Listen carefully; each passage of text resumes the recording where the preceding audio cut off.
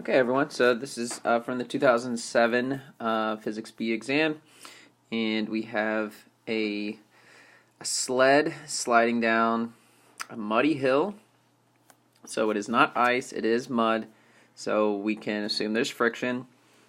It's got a mass of 25 kilograms. It's at an angle of 15 degrees. And the most important part about this question is that it's at a constant speed of 2.4 meters per second. So part A should be very easy because it is going at a constant speed. So the time, so this is just kinematics. The time is just going to be the displacement over the velocity. So it's just 21 meters over 2.4 meters per second. So that's 8.75 seconds. Okay. Part B, we want to draw the free body diagram. Right. So we've done this numerous times now with ramps. So we have mg. We have the normal force. And now, when you have a free body diagram like this, you do not have to draw the components, okay? But we know that it's the mg sine theta component of weight force that is going down the ramp and going up the ramp. We have kinetic friction. Okay, it is sliding, so that is kinetic friction. All right, so in order to find the frictional force, we need to write Newton's second law for the x and y. Okay, so in the x, we have the x component of the gravitational force going down the ramp in the positive direction, and we're going to subtract the kinetic friction. And it's at a constant velocity, so this is equal to 0. Now, to just find the frictional force, we do not need the coefficient of friction. Remember, the coefficient of friction usually depends on the normal force, so we don't need that yet. We will use that for part D. So therefore, mg sine theta is equal to our kinetic friction. So this is 25 kilograms times 9.8 meters per second squared times the sine of 15 degrees. So this is 63.41 newtons. So 63.41 newtons. Part D, in order to find the coefficient of friction, we need to use this equation. This is the only equation that has the coefficient of friction in here. Okay, so in order to find the coefficient of friction, we must know the kinetic friction force, which we now know, and we need the normal force, which we do not know. So from our forces in the y, we have the normal force minus mg cosine theta, and there's no acceleration in the y direction, so the normal force is equal to mg cosine theta. And this is extremely common, everyone, so please, you can save so much time by remembering this on a ramp. Okay, so this is still part D. So this comes out to be mu k times mg cosine theta. So our coefficient is going to be the kinetic friction over mg cosine theta. And theta is, let's see, 63.41 newtons. And the denominator comes up to be 236.65. And and this cleans up to be to 2 decimal places, 0.27. That's good enough. Okay.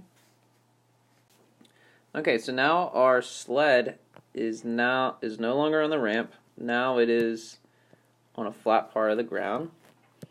Okay, so it's no longer going to be at a constant speed. Okay, so the downward acceleration of that x component of gravity is no longer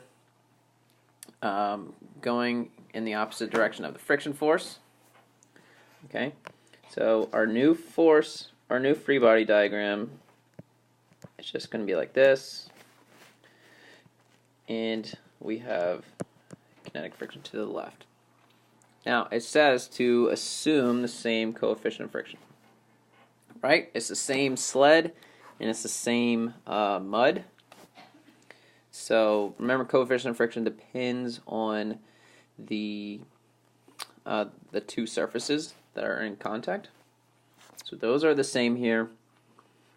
So how would we describe the motion of the sled when it's on the horizontal ground?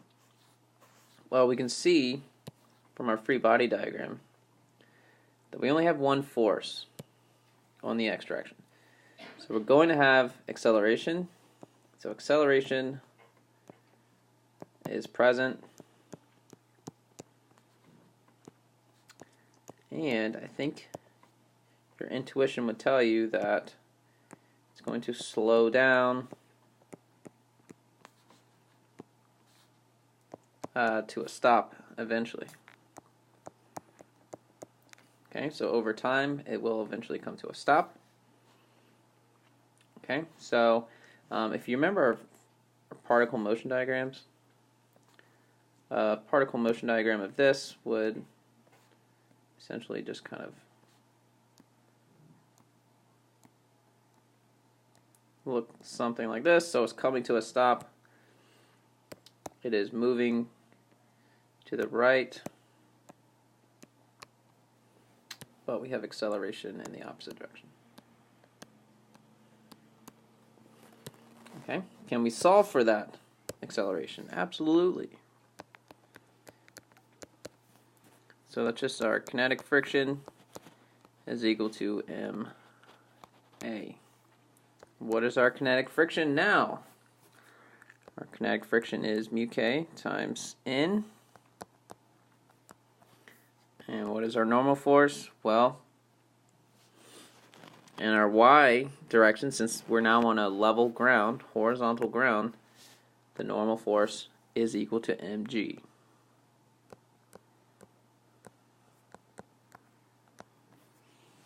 Okay.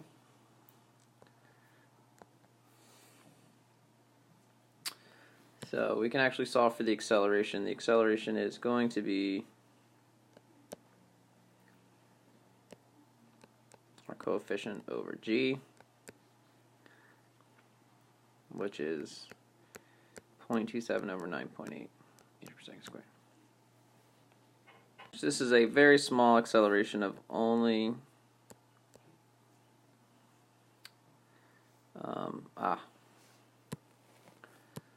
so I made a sign error, you guys. This acceleration is negative. Okay, so the positive version of the acceleration is going to equal negative 0.027, sorry. Very small number. Okay, it doesn't actually ask for that value though. Okay, what they want you to do is describe it verbally. Okay, so the last part of this question is a simple graph. Okay, the most important word in this sentence is the word sketch. So you do not need exact numbers. All you need is really the trend, and they tell us that they want us to label, I think that says TT, which is the time that it enters the horizontal ground. Okay, so remember the beginning of the sentence, beginning of the problem said it was going a constant velocity. So I'm going to cheat and use straight lines here.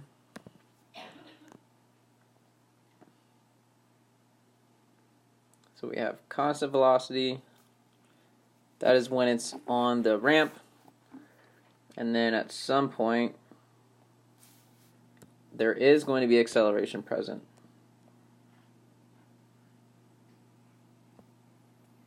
Okay. So, let's see. Can I do it?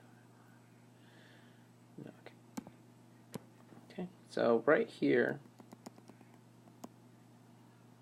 that purple line, this is going to be my TT. That's the point where it enters the horizontal part. And it says it wants us to label this the speed of U. So we can just label that. Okay. And that's all we need. Hope this helped. Thank you for watching.